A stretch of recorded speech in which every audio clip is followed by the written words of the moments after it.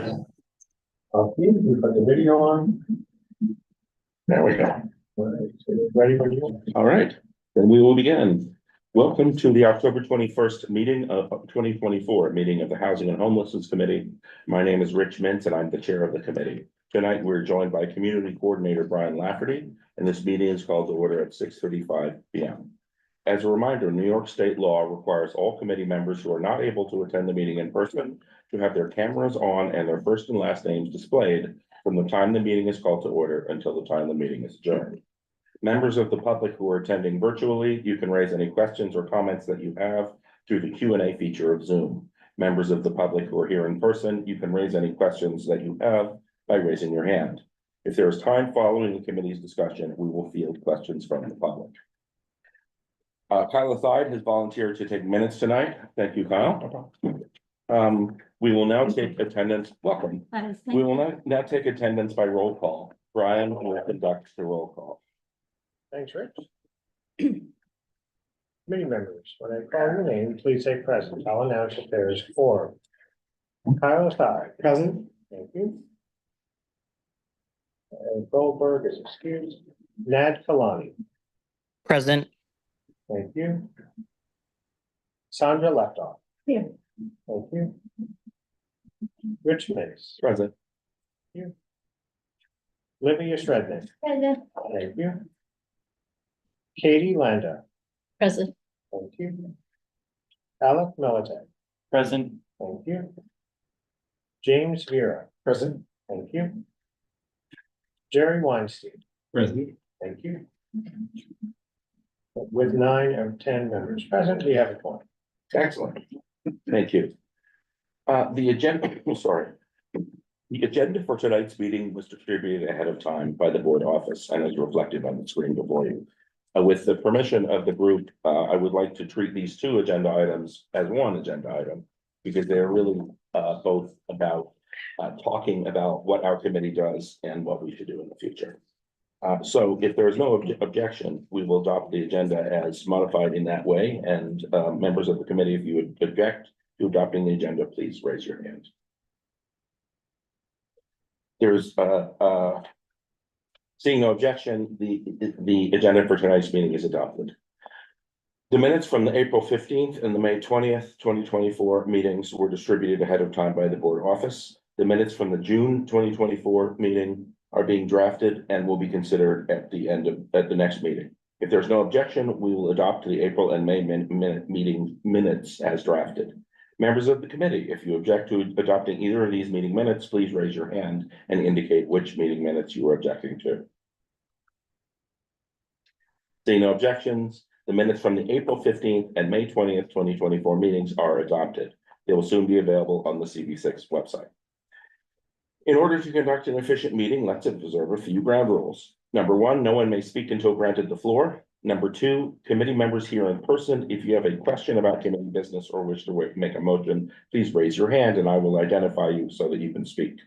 Committee members unable to attend in person, if you have a question about committee business, you may raise your hand through Zoom and I will identify you so you can speak.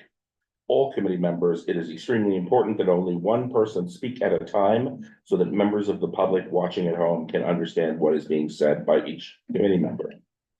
The chat function for committee members present via Zoom should not be used for committee business or questions about agenda topics. All such remarks should be made on the record by raising your hand through Zoom. Chat should only be used to alert us to technical difficulties or to state in writing information like an email address that was already stated aloud on the record during the meeting. I'm going to move us into the agenda and there we go. Bring up my notes.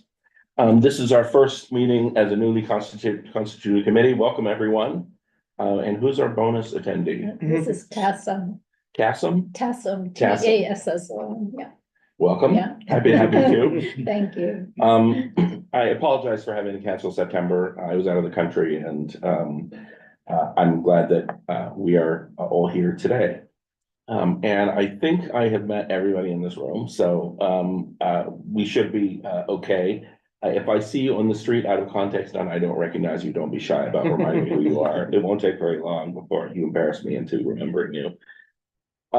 I think we should start with a round of introductions, just because we don't all know each other. And I would ask that you say who you are and what your connection is to this community and a little about yourself, and also what your area of interest is in terms of housing and homelessness, if you have one, because that'll help us shape our conversation for today. So I'm Richard Mintz. I am chair of this committee. I believe this is my fourth year on the community board. It might be my fifth. And I live in Kips Bay. I am a political copywriter for a living. And I am an aggressive advocate for building more housing, because even though I make a good living, I find it difficult to be able to afford to stay here. So I can only imagine what it's like for people who don't have my resources and advantages. I guess we can just go around in a circle, so. Hi, I'm Livia Shrednick. My connection to the district is that I am a student at Friends Seminary. This is my second year on the board. I'm secretary. And well, I'm also on the Youth and Education Committee. So I think my primary interest will probably be talking about homeless students and the intersection between youth and education and housing and homelessness. That's a good thing to add. I'm also on land use. That's my other committee. Hey, everyone, I'm Jerry Weinstein. I've lived at 23rd by 2nd and sort of what I call the epiphany for this atheist. Since there are 3 or 4 epiphany branded places. I'm also on transportation. I also serve on the board of an organization, a nonprofit called Stonewall Community Development Corporation, which develops housing and provides services for elder LGBTQ folks. I have been in a multi-decade war with my landlord.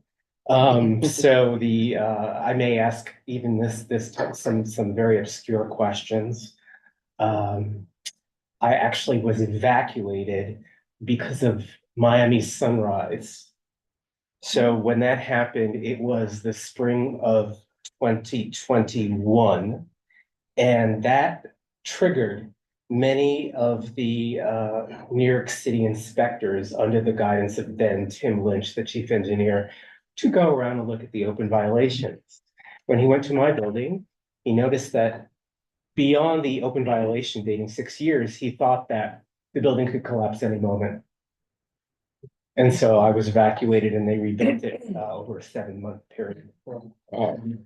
So you were out of your apartment for 7 months? Yeah. Yeah. That's a New York story. Yeah, that's just iceberg. But also that it's possible to reconstruct in 7 months and Yeah. 10 years. Yeah, consider this page 1 of chapter 1. So I'm glad to be among you. I also very much care about migrants, immigrants. I was advising a platform called Walk Onward, which is a job platform for first generation small business in the hospitality space. And that overlapped with another advocacy and news startup called Documented that I've worked with. Okay. Documented New York covers this New York State and the city with the core of immigration, but also follows things around the country. And it's available in 4 languages on WeChat and WhatsApp, apart from the usual things. So. Good evening, everybody. I'm Kyle. This is my 9th year on the board. For the last 4 years, I served as the board chair before Sandy. So for this year, I'm serving on this committee, but also as like an advisor on the executive committee, which every previous chair with their term limited serves as. I'm born and raised in this neighborhood, so obviously very important to me as I grew up here and still stay here. Understanding how people like ourselves are the ones who shaped it and made it a hospitable community, which is why I'm still here to this day, is very important to me. But homelessness and housing is very important because I was actually homeless as a kid. I've lived in affordable housing and on food stamps and things of that nature. So this work is very, very important because it impacts so many different people that we might not even be thinking about, people that are unaware of community boards, but the type of impact that we have is very far reaching. But with that, one of the issues that I'm very interested in is this idea of middle class housing, making sure that we are, of course, taking care of those with the least amount of resources, but also thinking about what I call sort of like the working class sort of sector, people who are maybe in the midst of their careers or young professionals, things like that, and can't afford to live where they would like to make a home. So those type of issues, which are more nuanced, very interesting engagement to me. Most of you know me. I'm Brian Lafferty. I'm the community coordinator for Manhattan Community Board 6. And I'm the staff liaison to the committee. Work with the Manhattan Borough President. Yes. Just to fill it in. I'm Sandra Leftoff. I've been here, what was my 4th year on the community board. I've been in this neighborhood longer than, though I wasn't born here. In fact, sometimes it's unbelievable how much it's changed. And I probably got involved in this for similar reasons to yours, because I'm still rent stabilized in a building that went unbelievably upscale condo and saw Gramercy Park. It was initially, when we got there, was a rent strike, because there was whatever, it was a different era. And so I really got caught up in, I'm not by nature or profession into housing, but what happened was so unbearable as it changed, as this area changes, the cities change, as all of my neighbors got thrown out in any way they could figure out to throw them out. And we were harassed terribly. And the good thing was I figured out how to fight back, but sometimes it was unbelievable. As a result, I did what I often do, which is I'm a professor at John Jay College, which is CUNY. So, but I'm a psychologist by training, but I thought, oh God, this is so bad. And the only way I could really deal with it is by helping my students figure out what to do. So I developed a housing internship. And the students, I call them the kids, which is bad, but the students work in various housing organizations. They work in city agencies. They're right now working with Liz Kruger's office, with Colleen Rivera, with Manhattan Borough President, et cetera, et cetera. And they go into the field, and I find them in places that, they can't come here, and then anyhow, but, and it's been very meaningful to see where they can wind up. My students, or many of them, have been homeless at various times. John Jay is probably the lowest income of the CUNY campuses. They pull students from every borough. And so they face not middle class, but unbearably poor situations. And you sort of live through them. So if you say, what's the AMI? And they think 40,000 is really high, right? So you understand what's really going on in the city, percentage-wise and so on. So I really joined the community board because of the housing committee and what we could actually do and be an active part of neighborhoods in a neighborhood like this, which has already transformed. I think they say the horse is out of the barn, or whatever it is.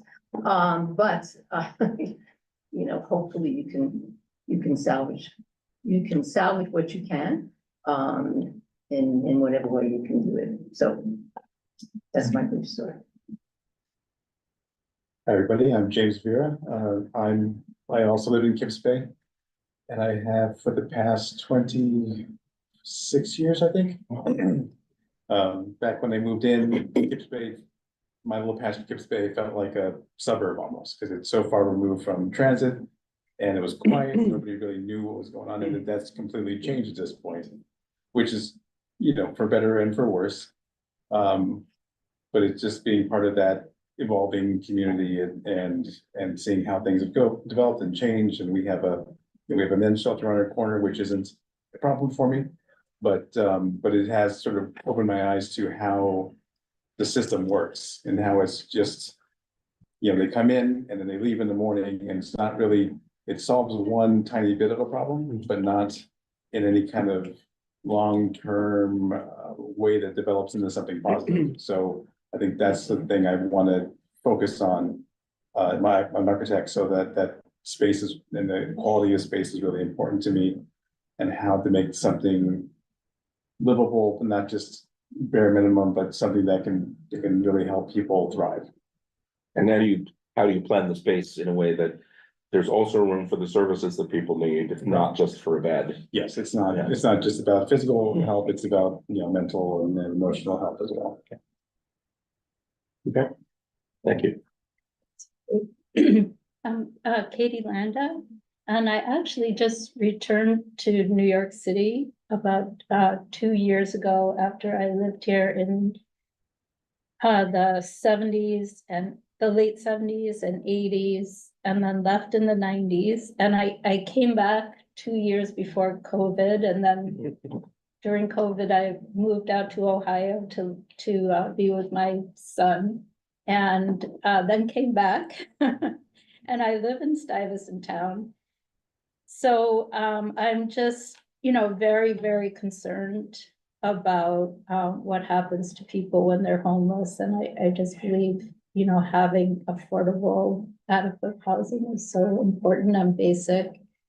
I'm on the youth committee too, and I'm concerned. I was a teacher also, and I am concerned about, what happens to children in homeless families in terms of education.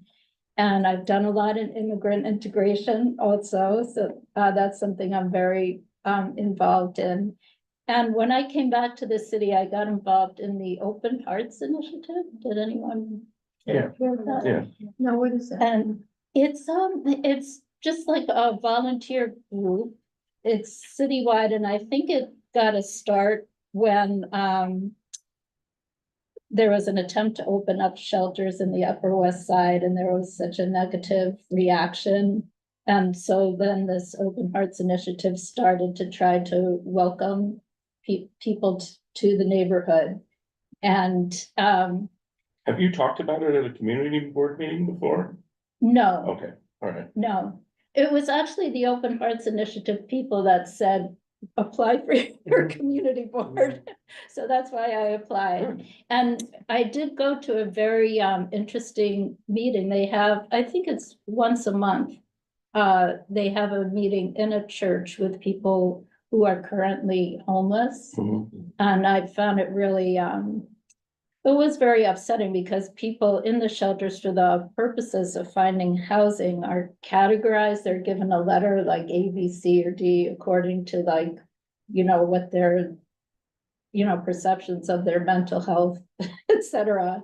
And they're kind of, put on a list for housing opportunities according to those categories. And it just, was such a you could see how dehumanizing this was to the people who were treated like that.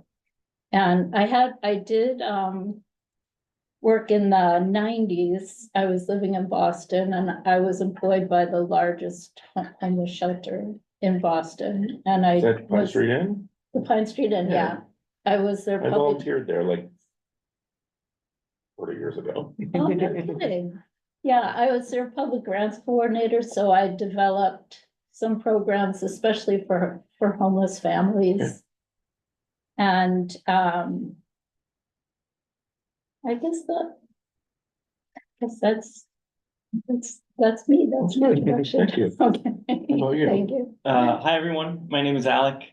I am a born and raised New Yorker, grew up on the West Side. I've lived on the East Side for the last 4.5 years. I am a trained and educated urban planner. I received my planning degree at Hunter, as all New York City born and raised people do. But I'm also on the land use committee with Rich and James. And as an urban planner, I think housing is a human right, and it's really important that everybody has safe, affordable housing, and nobody should be denied the right to have safe, affordable housing. So I'm really happy to be on this committee, and I'm happy to do great work with everyone. Thank you. We have one on video. Nat, are you able to speak? Yeah, sorry, I'm in Canada for Thanksgiving. I'm here for a couple of weeks, but Nat Kulani, I've been on the community board for this is my 3rd year now. And I'm also the chair of the budget committee. And I would say for me, I guess also, I moved to New York 5 years ago, and I've sort of bounced around various places on the East Side since. And for me, yeah, the big reason interest for me in housing homelessness is just that kind of Rich, the same point as you. It's like like housing shouldn't be this expensive, and there are a lot of ways you look at cities around the world that they've made it more affordable. So it really makes you think it's like there's definitely better ways to do this. There's definitely more progress that we can be making in this sense, but there are just a lot of obstacles. So really, I joined the community board to help us figure out how can we really fix these issues, work through it, and make housing more affordable to everybody. Thank you. Thank you, everybody. It's an interesting mix of perspectives, and the thing that binds us together, I think, is that everyone is genuinely interested in the topic, which is not always the case in community board committees. So thank you all for showing up for this and putting your body into these issues. You know, as context, housing and homelessness obviously are core issues for the city because everyone needs somewhere to live.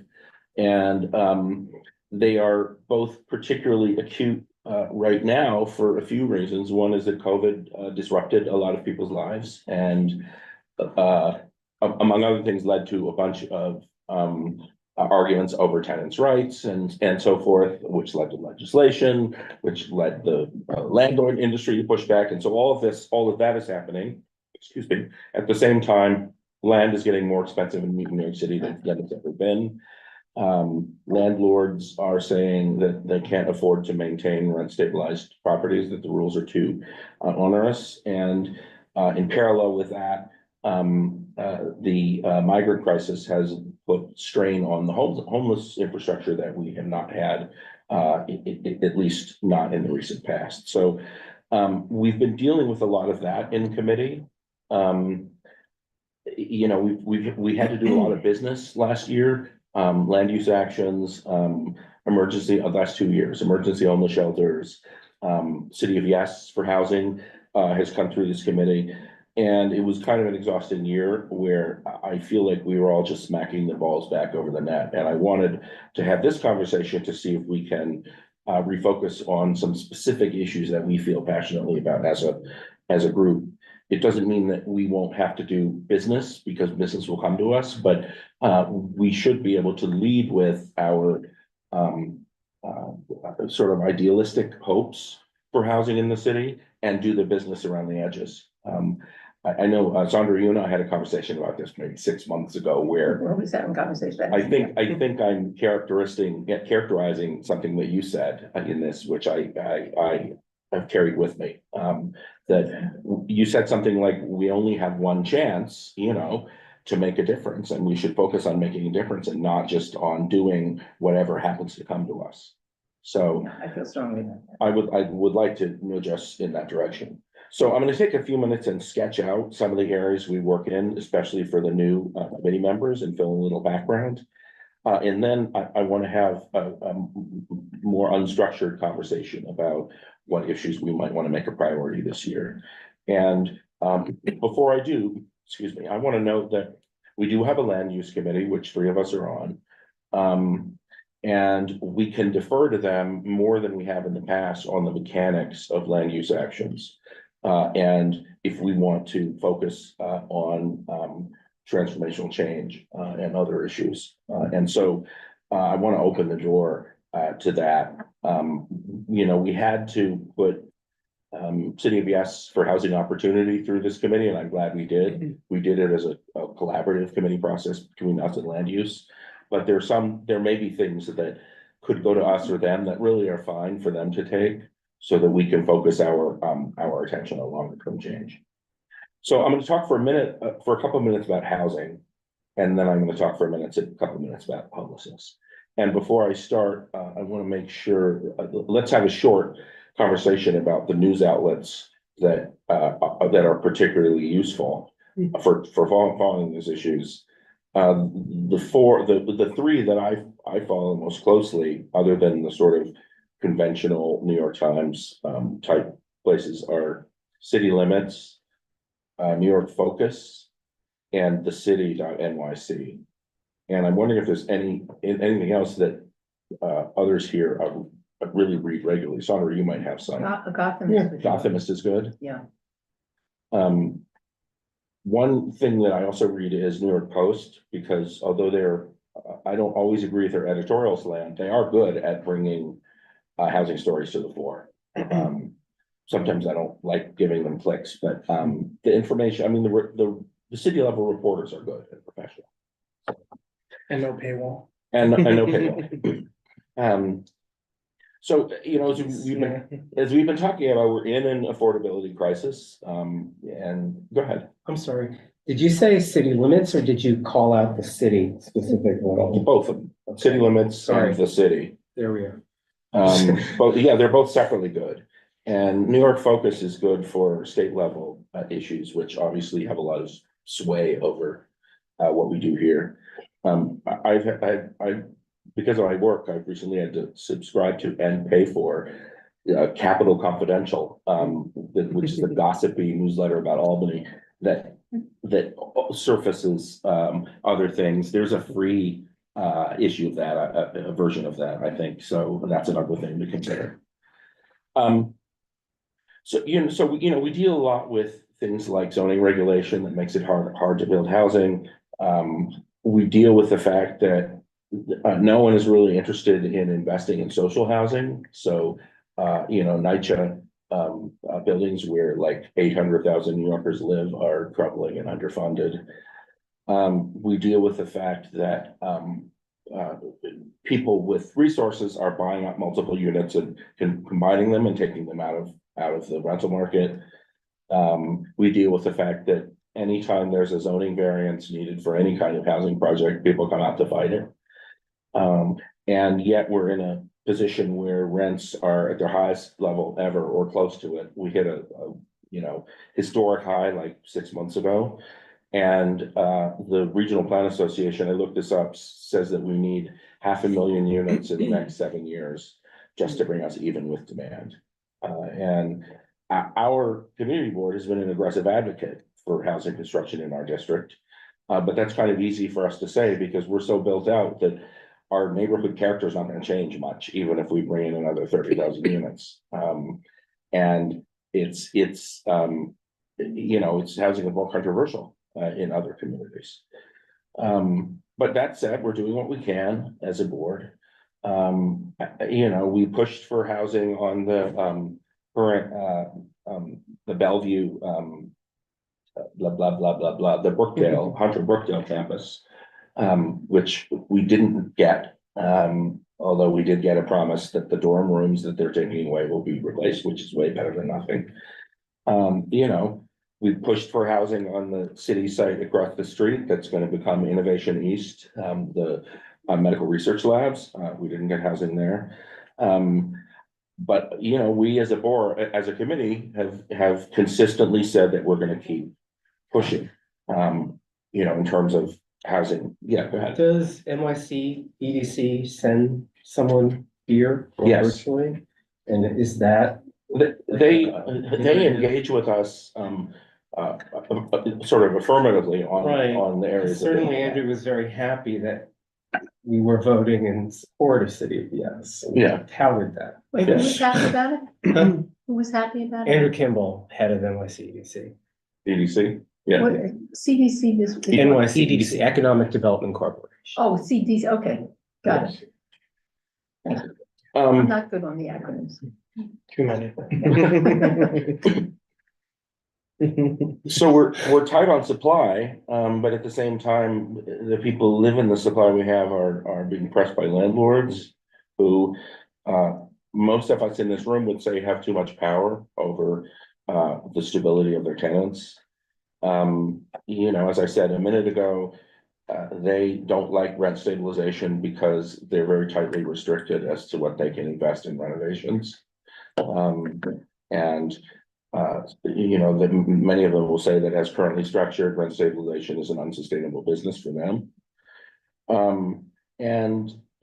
As comes up a lot in this committee, affordable units aren't really affordable. Kyle is right that the middle is something that we as a community have to address. But, we also need to provide some sort of coverage for people who make, 15% of the AMI, the average, what is it? The Median income. average No, median. it's the, It's the median income, it's the average median income. Yeah, right? average So it's the median income. middle, it's right. That's Um, important. Some of these acronyms we really should. yeah, that's a good one. And that AMI is right, is a crucial one. AMI is it's the, Area maybe. something, I'm Median it's a income. median income, it's not average median income. It's the calculated. But what it is, it's a 50% point of income. The issue is, in New York City, it's unbearably high, right? It's a joke. Because it's a HUD determination, so it's federal. And what they did was they pulled the suburbs in. So you got Westchester in there, which drove the AMI up to, I think, for a family of 4, I want to say, it's like it's around 150,000, maybe a little bit higher. So it's like, when you say 50% of the AMI, you're still talking about a very high salary. And Yeah. of course, we do affordability. We think it's a big deal when we're down to 60 or 80%, but that eliminates truly most of, the middle class, which you might call the middle class. Yeah. But we have different definitions of it. Okay, but I think we really need to define these terms. So I'm going to assume you don't know them. If you do, stop me. Yeah, no, that's I'll be a great. teacher. I was gonna ask, pulling back from that, if the committee has ever worked in sort of an ethos of we think this about density. We have like a guiding principle for anyone that comes at us, we can refer them. Because people will often, say, density. And I think we could come up with guiding principles about what we think about affordability. Because we as a committee and as a board did a lot of thinking about that in preparing our resolution for City of Yes on housing opportunity. For example, Sandra proposed something which came You don't want to go there. which came out of the committee in which we said, we proposed that any new units created under the City of Yes needed to be affordable in proportion to the affordability breakdown of the people who live here. And the true breakdown, the problem is, we don't really, we have the bias data to start with. Yeah. And we don't have the representation, I'll throw in the other part of true family size. Yeah. So that City of Yes, affordability was not created for real families, it was created for fantasy families of 2 people who Yeah. get along real well, or 3 people who get along real well. So all of that had, but I assume we're gonna get to City of Yes at some point in this meeting, so. Yeah. We'll do it then, okay. So, there are all those issues that renters face, other issues like Sandra brought up last year, the fact that people who rent in condo buildings like she does aren't represented on the boards, which means that the buildings can do things that they have no say over. We looked into the possibility of calling for a mandatory representative on the boards, and the people that we talked to said, meaning that the renters had to be represented on the boards. The people we talked to said that probably wouldn't be legal or possible to do that, but that doesn't mean we shouldn't. Apparently it's in the whatever their bylaws. The thing, where bylaws, they do. yeah. So like in our building, we don't know what's going on if you're a renter. We have no idea what's going on in the building, and so it's very problematic, but. wow, No, even in non-voting, No, we are like, you want to look at second-class citizens, we're just one step below it. So, and if it's legally the case, the composting issue is coming up. Yeah. We have no say. I said, have we the composting fail? Oh, we Yeah. don't need to deal with it. Well, who am I supposed to speak to? But having no power, no Yeah. representation, we have no say. It's really, Can you go through your landlord? well, it's a condo. Who's the landlord? Condo. It's condo. Yeah, it's your owner, and the owner doesn't care. Unit owner.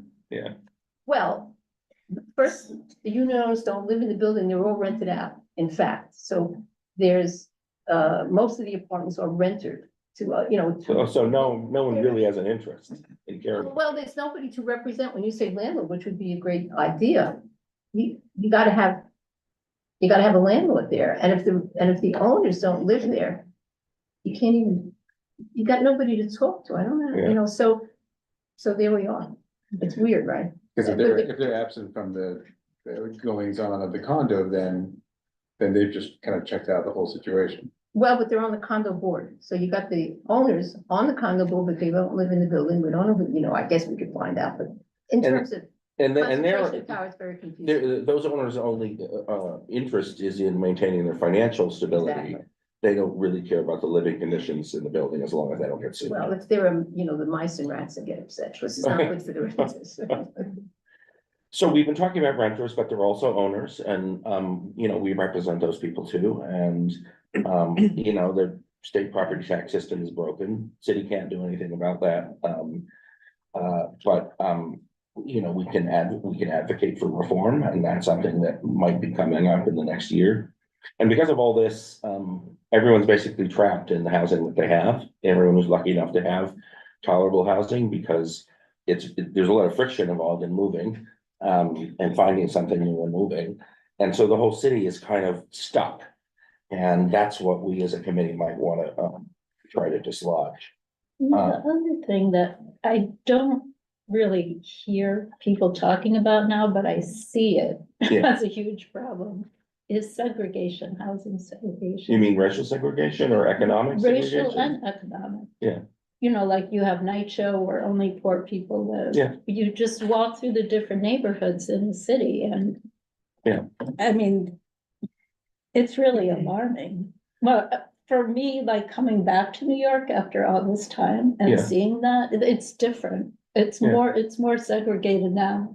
And even with the affordable housing applications, like if you live within the community board, you get preference. And so that kind of, No longer. oh, they changed that? That was. Yeah, I think that's, Constitutional. as of last year, that's Yeah. no longer gonna be the case. Oh, okay. Yeah. Okay. But it that's was good. for a long time. But I think it's alarming to me that people aren't even, really talking about it. And also like there's, housing for the elderly, Yeah, so I just see that as. As opposed to aging in tremendous place, where problem. you would upgrade a Right, building right. so that everybody. could- Exactly. Exactly. What was Yeah. this where you lived that you felt it was different? You said you came back here and it just struck you. And so where was it that it was? Oh, different? I lived in several different Yeah, places but in one the that city, just because what I you were was really like a commenting. young person when I was here. But the Upper West Side, Jackson Heights, Park Oh, Slope. no, I didn't. I'm that- sorry. I thought you meant out of the city. It Oh, out seemed of more the city. integrated. And I was just curious what you were thinking about when you said that. Okay, well, I was living in Massachusetts mostly when I wasn't in New York. And I kept missing the diversity of New York. And then I came back to New York. Oh, Yeah, I was gonna say Boston, not known for. Yeah, I have stories Yeah. about Jamaica Plain and Charlestown. Yeah. so some things have happened. We got new tenant protections, 2 years ago and almost got more, 1 year ago. City of Yes for Housing Opportunity, which this community board supported, will pass in some form through the city council. Some things will be watered down, but it's likely that the substantive, components will survive.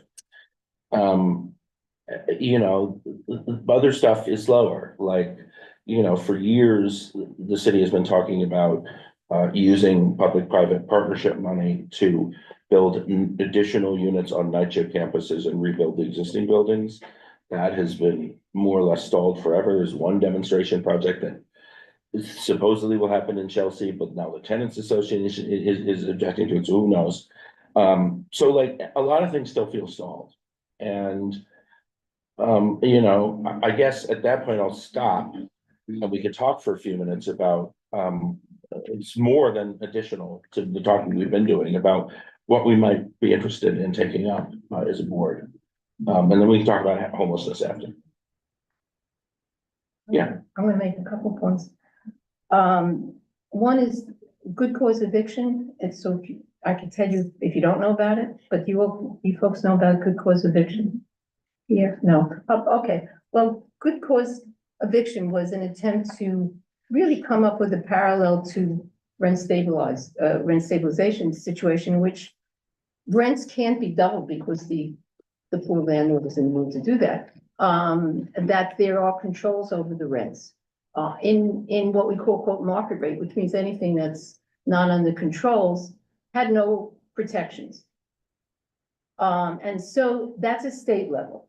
It went through the state, it kept, Coca wouldn't sign it, and I don't know why she did, but apparently she did this time around. I actually didn't know that. Does anybody at the table know that in fact, good cause eviction got passed in April? Yeah, they passed, Yeah, it was somewhat watered down. it was from somewhat that. watered down, but the Times, God bless them, doesn't like to write about that stuff. So I was shocked. Real estate section. Oh, yeah, right, It it's great. bumps. It Good. bumps I don't even want like- to talk about the last rent stable, the one on renters, I thought I would have a fit, but anyhow, I think so there are now some controls, they actually have defined it's like 8.5% or something, blah, blah. But, the issue is you actually have to go to housing court in order to defend yourself if you get an unconscionable raise. And most people don't know about it.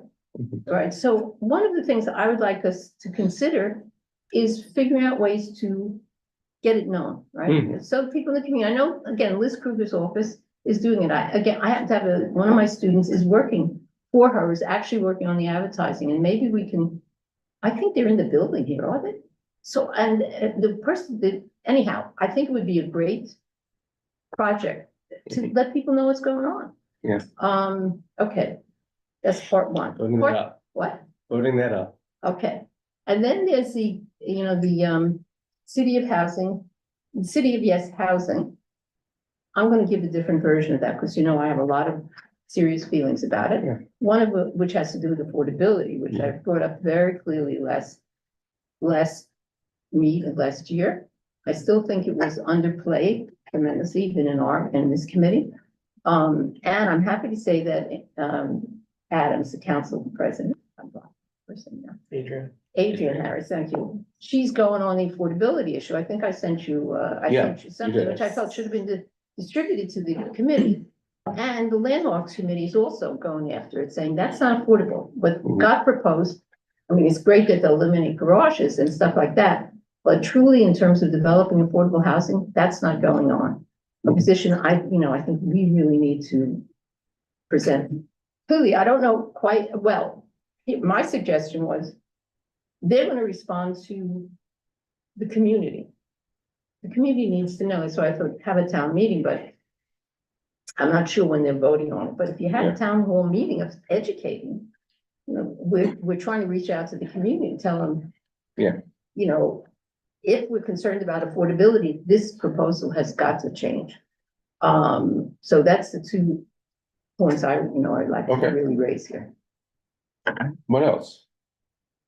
Who else has got thoughts about? I have a 10,000 feet, so I don't know if I want to manage. Let's take your 10,000 Well, feet. since we have, urban planners and architects, I'm a speechwriter. That's some of what I do. And so I worked with an architect for a keynote in front of an international conference where his contribution was the passive house that he built himself as a sort of demo. And our call to action was that every firm should do at least one project. So I don't know if you're aware, but in Harlem, Sendero Verde is an opened project, which is the largest in the country in over 700 units. And it's a pretty good AMI.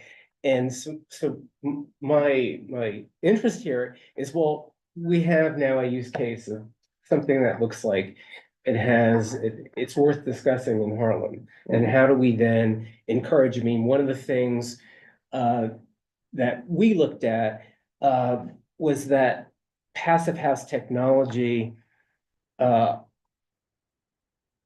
recoups investment within 5 years, and office buildings are the largest contributor to greenhouse gases. And so the way to marry the sustainability with affordability is something that various technologies like this can afford. And so, do we have examples of demos that we like in my case, that we can actually say, here's a proof point? And even, with the oversight of several things that are going up that you debated and resolved last year, do we have insight into how they're going to be building, since we know it's slow, expensive, and often enough that uses a rationale to then price people out in the area? What's the AMI? You said it's a reason why. I don't know if they listed here. I mean, I could find it out. This is pretty much This is the in Central Harlem? Is that where it is? East Harlem. East yeah, Harlem, Yeah. the rezoned area, okay. Am I?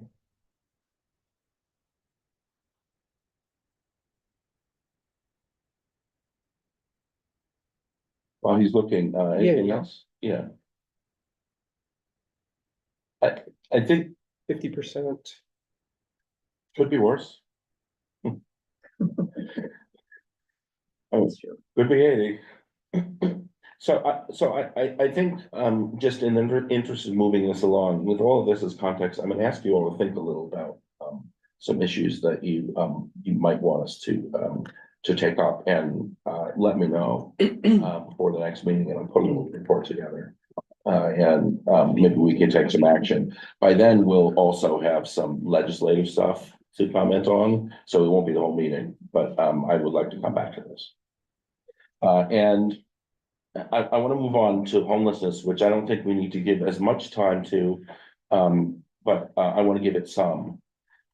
As I think everyone here probably knows, a policy called the right to shelter means that New York City is obligated to give a bed, safe place to sleep to anybody who needs one. And that was constitutionally established like 25, 30 years ago, maybe longer, probably 40 years ago.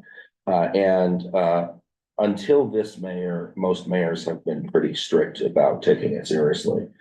And we definitely have a homeless services team in the city that are genuinely committed to helping people. And we've got an enormous shelter system that sleeps like 100,000 people a night, and a large network of social service agencies, public and semi-public and private. So conditions for homeless New Yorkers are better than in a lot of other places, but we're such a big city that, it's still rough for people who are homeless. The shelter system is hard to navigate. Conditions are not always great. And I think to tie it back to housing, there isn't much permanent or supportive housing to move people into. So, people, like you were saying, people show up in the shelter and they go in and out without any permanent resolution to support them. And, our community board has pushed pretty hard for supportive housing, but everything moves so slowly.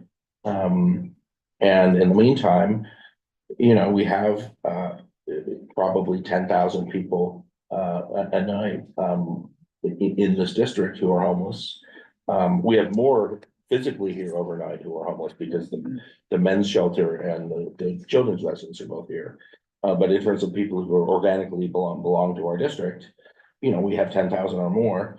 And that's all been exacerbated by the migrant crisis, which has strained the shelter system, has led to emergency shelters that stay operating for 5 years, like the one across from me. Which again, like you were saying something similar, like I don't mind that there's a homeless shelter across the street, but it's not great for the residents that they are living in a shelter for an extended period of time. It's not great for the kids who have to go to school while living in the shelter. It's not great for the economic feature of the neighborhood, that there are people who are economically marginal, who can't get out of that state. And along with all of that, as we see again and again, and there's another round of this, the nature of the emergency shelter system has led to contract irregularities where profiteers figure out ways of skimming money off the top, of having revenue steered to them. This is an example of a time when the New York Post is helpful. If there's anyone that they can attack for profiting off the taxpayer, they will do it. They will do a detailed investigative report. And I don't necessarily agree with their politics, but the investigation is good, so, that's why I read them. On top of all of that, we have a mayor who's not been a consistent advocate for the rights of people who are homeless, who has leaned into policing at the margins rather than social services. Obviously, homelessness creates all sorts of other issues for our communities. Like there's nowhere to go to the bathroom. People go to the bathroom in the street. And, you know, the borough president has been pushing for expanding public bathrooms in the city, but that moves very slowly. If you live in a shelter and you have to leave by 8:30 in the morning, you gotta go somewhere all day if you don't have a job. Half of the people who live in shelter, the adults who live in shelters are working, but the other half aren't, and they gotta go someplace. So they're in the park, which creates knock-on issues about how the space is used and it can't be available for other people and all of that. And, you know, as you were saying at the very beginning, you know, we have we have 30,000 more students in the New York City public schools who are living in marginal conditions. And those students aren't necessarily, the schools aren't necessarily being funded for those people. They might not have the staff or other resources to attend to their needs.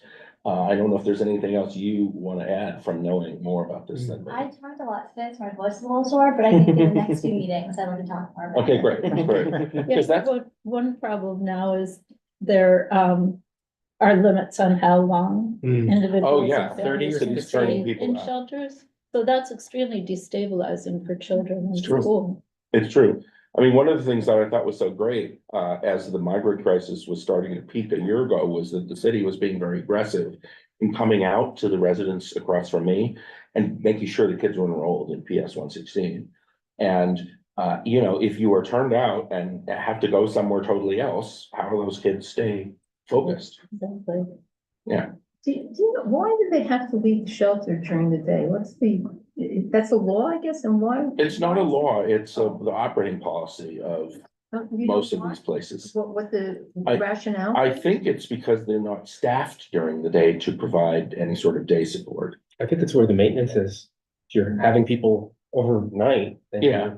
you're cleaning time and. Yeah, it's that too, it's that They're too. cleaning the rooms? I assume they're cleaning the shared. Okay, it just Well, seems like I think a the very. impetus was also like the idea of like you're going out to find a job, Mm. like that's what you're supposed to be doing. But the problem is no one gets that support. It's not like you can just go out and find a job, you know? Yeah, So I think that was sort of the original impetus, and it's one of those things that has just stayed over the years. Yeah, I But mean, it the seems to not amazing make if shelters are also Yeah. employment centers. Yeah, with well, because you know, training. a lot of the homeless population too are people who are working, right? Yeah. It's like when Yeah, I sure. volunteered at shelters, a lot of them were secretaries at big law firms, Mm. and you would never have known Mhm. that they were at a shelter at night. So they were out and about at 5 a.m. to go to work. So I think that was sort of the culture and the tradition, but there's a lot of the population who need that career readiness or career support Yeah. that is not inherently provided through the shelter provider because they're not required to. Is it a daily thing where you kind of check out and you have to check in on daily, but you can't just sort of stay there ongoing? Yeah, so what I did was my church actually, we turned the basement into a shelter for women actually in the winter. And every morning they would have to leave. It was one of the contracts that DHS had with various locations.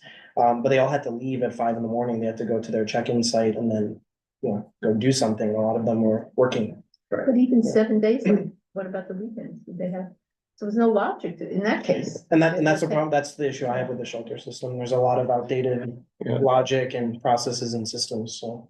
it's a very good point, which I've always sort of assumed that it was that way because it had to be that way, but why does it have to be that way?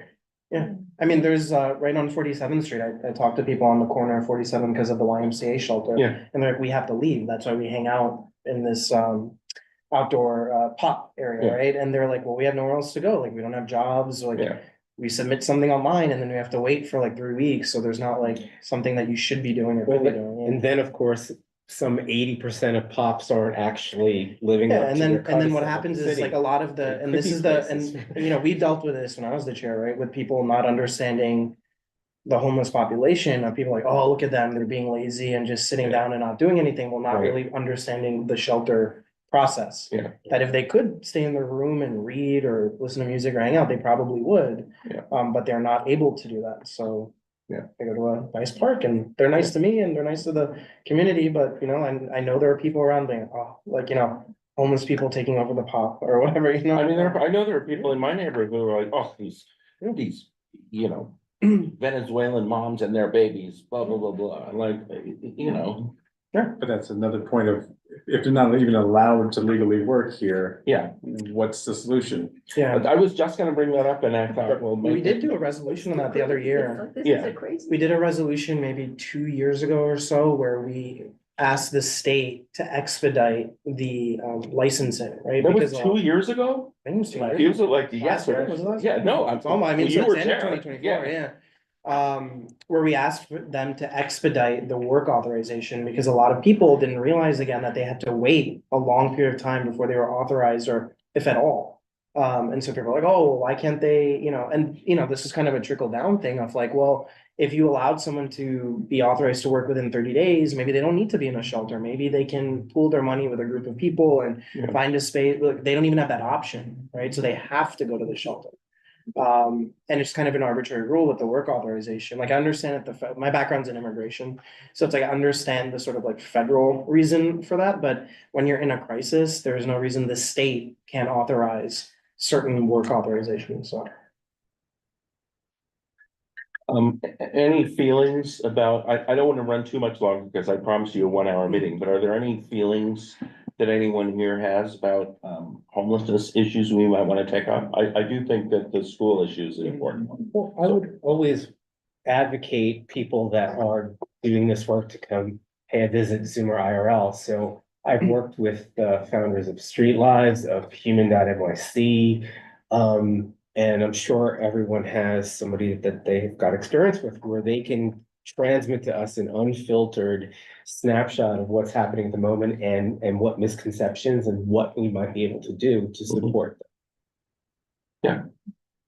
Yeah, I was just gonna add on to that, because I know we talked about this before too, about somewhat like sort of like auditing who these shelter operators are, Mhm. because there has been a lot of corruption with the contracts, and they are huge contracts, to me, to the point that, I had this controversial idea where I don't actually believe in the shelter system. I was like, Yeah. we could pay for people's apartments in vacant apartments and have integrated housing Yeah. rather than sort of like new shelters that cost a ton of money to rehabilitate.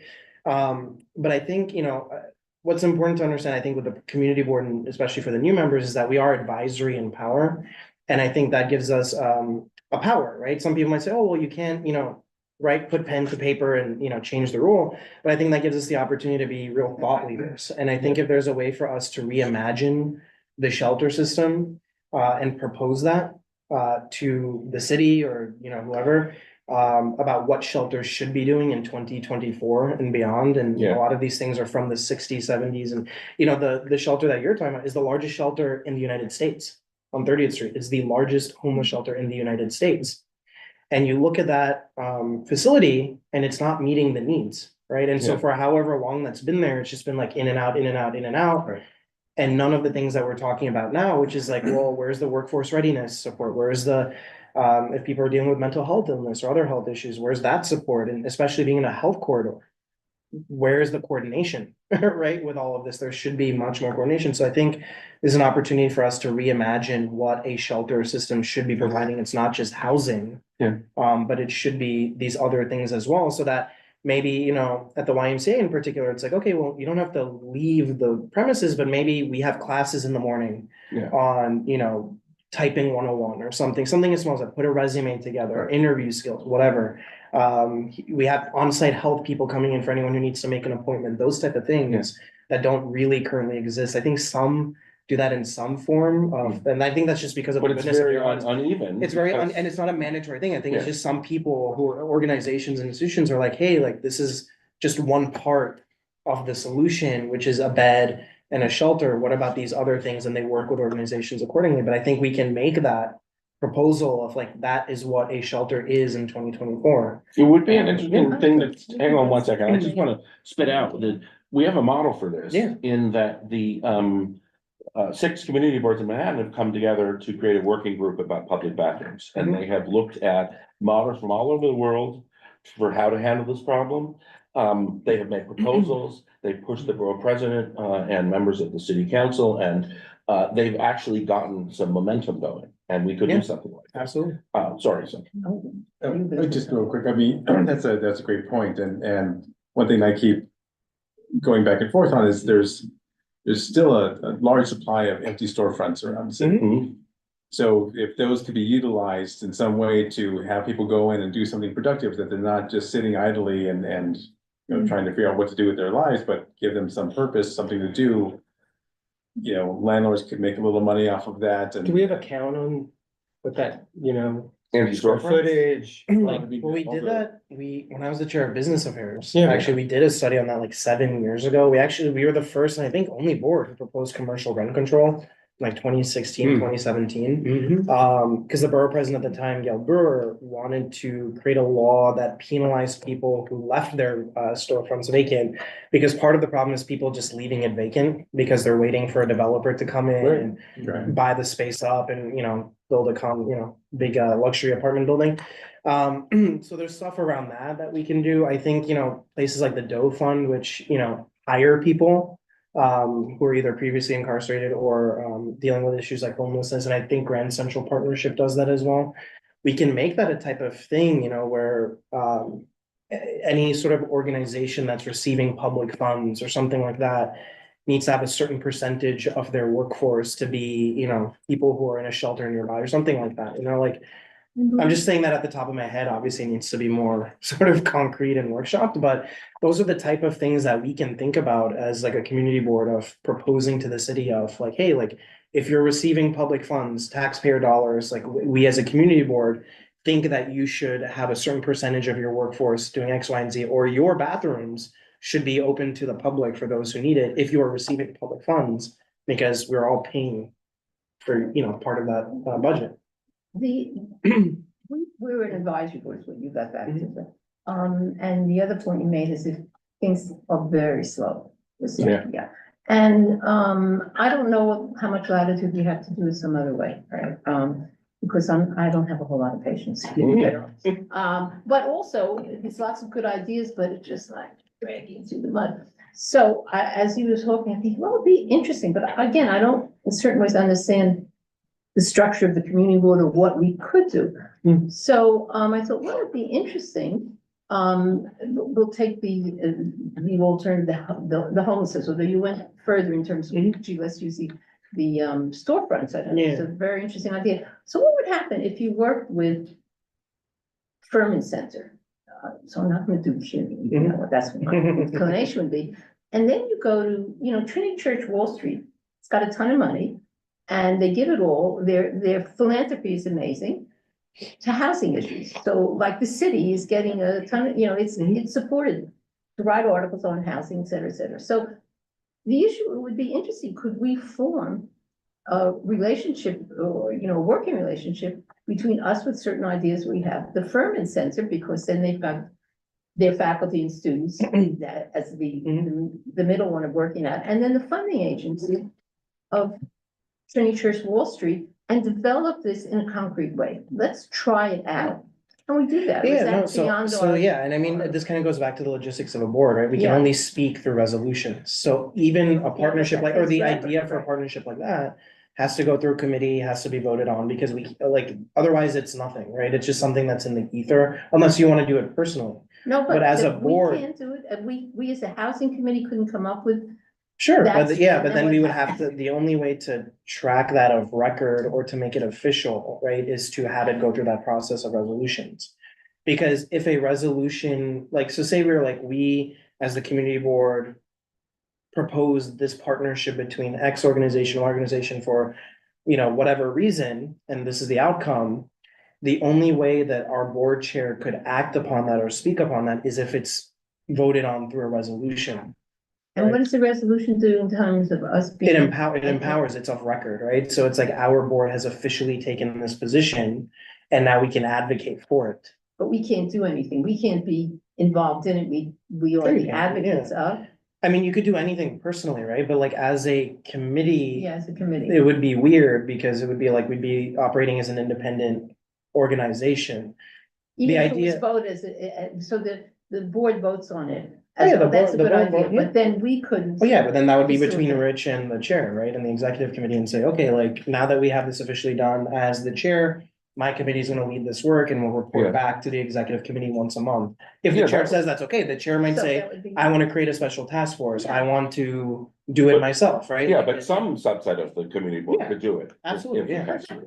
then. I Yeah. mean, you'd have a product. Yeah. also Well, and how do we then use the example of consensus around public bathrooms to build other things? Yeah, Right, so in fact, you had me thinking, to my mind, it's still an open question. What that lot that would be a casino will be. Won't be yeah, a we don't And know. what if we were proactive Mhm. in suggesting the same way Josh did with the High Line of what might be done to that space instead of being reactive? Yeah, and I mean, one of the things that we can do with Yeah. that too is, because my mantra is always be proactive rather than reactive. Yeah. Is we can look for city-owned space that's vacant, right? Or, Yeah. I was reading an article about NYPD space. The NYPD owns a ton of vacant lots and things like that. We, Pick something else. we Yeah, did, no, no, but what I'm saying is like It that, gets a. the casino lot is privately owned, right? So like, there's not much that we could actually do We- to we- force them to do we something. did a round of looking for city-owned spaces Exactly, and for we, housing. and like- yeah, and we had done that before. A year ago, So, yeah. But the idea is that it should be city-owned space where Yeah. we would have a say on that because it's the city. Yeah. Rather than like private spaces, yeah. I would like to move us toward adjournment because oh, go ahead, did you have something? Yeah, I just wanted to say one thing that right now, there's a bill in the city council, it's intro 210. To prohibit any city agency from imposing limits on the length of time an individual or family can stay in a shelter. Oh, There are 21 sponsors of the bill. They need 13 more in Mhm. order to be able to override the veto from the mayor. And Keith Powers has not come out in support of it. I think I would really like to write a resolution in support of this.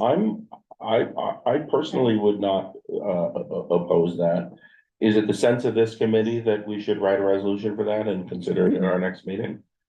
I'm not asking you to commit to a position. Yeah, if you wanna, what would be cool is if you wanted to present a little bit on it the next meeting, especially as a new member, that'd be cool. Okay, if I can. I can help you with that too, if you would like, yeah. Okay, No, that'd I'm be great. working full-time and teaching a course at night, so. It doesn't have to be comprehensive, but just like an overview. You can send a dog if you're too busy. Okay, Well, and you can jump on what they're Yeah. introducing. yeah. And I can help you, I can help you. Yeah. Oh, So, yeah. okay, okay, Yeah, great. but I think that'd be a thanks. cool thing for you. That's to it, that see was- as a new- Yeah, okay. That was a good thing to bring, thank you. If you're not aware of this, if you're trying to look up a city council bill, the easiest way to find it is to go to the website called intro.nyc and type in a keyword and you can bring up a link to the bill. That's a volunteer project, run by a good government geek. Mhm. Can I just raise one thing, which is not, I'm sorry, I know you want to do. Oh, sure. Yeah. They're going to build a new apartment building. We're on, The Gramercy one. the Gramercy, and it's going right onto Gramercy Park. Yeah. Right? Anyhow, which is where I live in my rent Yeah. stabilized apartment. Anyhow, that aside, what we're trying to do, you can't get the plans for it, and, right? And does anybody here at this table know how, I think I got in touch with you at some point, but no, maybe I asked Sandy, and she couldn't I don't think find the that. plans existed. The plans for a year ago existed, right? Well, But so- they somehow buried the contemporary plans. And so the people who live in there want to know what's going on. So how? As I recall, nothing's been filed, so Yeah. that's why there's no record of it. So how can they do that? Well, there was a rendering of a building done, In concept. right, but it Right. wasn't a document saying this is what we're going to build. But they're about to tear down the buildings, starting December 1st. Everybody's got to get out of the building on the corner and they're tearing it down. So one assumes they've got a plan by now. Not necessarily. There's, I mean, demolition permits are completely, you could Oh, file They're demolition separate, permits, yeah. yeah. so they could wait and file the plans. So that's, why would it's like, they wait? it's like the law. Law's been like that for 20 years. Yeah. They demolished it in like 2007. So that's the issue, right? Oh, I didn't realize they're two separate things. Thank you. Yeah. So the demolition is one permit thing and then the building. Okay, so So they might, they could file demolition permits, it could be vacant for 20, 50, 100 years, however long they want. Until they file permits to build something else. So that could be something to work on with, that there should be limits on how land long can be vacant, yeah. Yeah, and yeah, I know that it sort of goes hand in hand with the movement to get scaffolding brought under control. Mhm. Like it's about space being used in a way that benefits the public. Mhm. All right, So, I'm gonna waive my report and I'm gonna ask if anyone has any further old or new business that we have to discuss. And seeing none, I will invite a motion to adjourn. Motion to adjourn. Second. Seeing no objections, the meeting is now adjourned at 7:35 PM. Thank you all for staying a little longer, but we came in.